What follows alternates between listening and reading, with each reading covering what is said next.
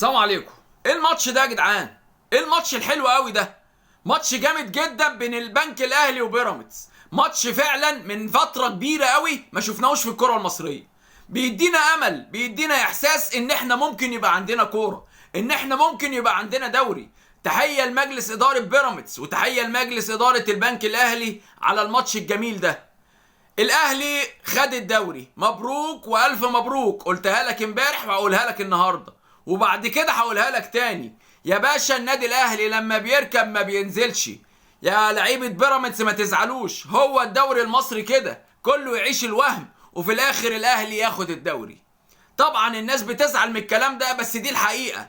تحيه يا جدعان لكابتن طارق مصطفى، بجد راجل مدرب محترم جدا، مدرب عارف القماشه اللي معاه. لعيبه البنك الاهلي بتلعب عايزه تثبت حاجه لنفسها، لعيبه بيراميدز بتلعب عايزه تثبت حاجه لنفسها. المدرب بتاع بيراميدز ده والله ما هيرتاح غير لما يقع يجيله سكته قلبيه في الملعب. الراجل بيتنطط تنطيط والله العظيم صعبان عليا.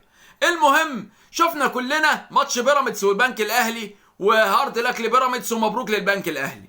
نخش بقى في الموضوع اللي انا اصلا كنت طالع اتكلم معاكم فيه، الزمالك وقصه الزمالك. الزمالك عمال ينقط، ركبنا جلبه مش نافع، غيرنا الحنفيه مش نافع. نعمل ايه يا جدعان؟ ايه المشكله في الميه؟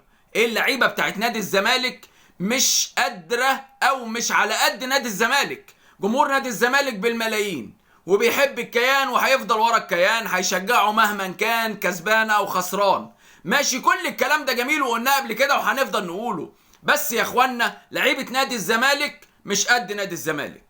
والله العظيم لازم اللعيبه دي تريح، مش كل شويه نجيب جهاز فني ومجلس الاداره يريح. يعني المشكله في مجلس اداره ولعيبه وجهاز فني. لعيبه الزمالك دي مش عايزه كابتن ايمن الرمادي، ده عايزه الحاج ابراهيم الابيض. ابراهيم الابيض عارفينه؟ احمد السقا في فيلم ابراهيم الابيض، عايزينه دول. لكن تجيب لهم واحد محترم متعلم بره مش هينفع معاهم يا باشا.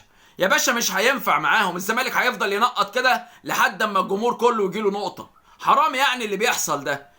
بجد مبروك للدوري للنادي الاهلي. الدوري بيتاخد بالطريقه، بالحركات، بالجمال والحلويات، على راي الكابتن ايمن الكاشف. سلام.